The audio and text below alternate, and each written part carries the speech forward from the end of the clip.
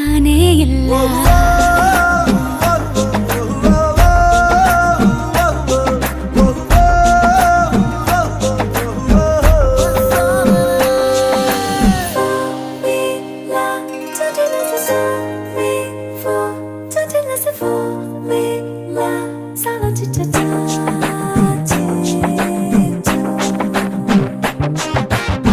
ದಿನ ರಾತ್ರಿಯು ನಿಲ್ಲದೆ ನಿನ್ನ ಜಾತ್ರೆಯು ಸಾಗಿದೆ ಇದಕ್ಕೊಂದು ಪರಿಹಾರ ತಿಳಿಸು.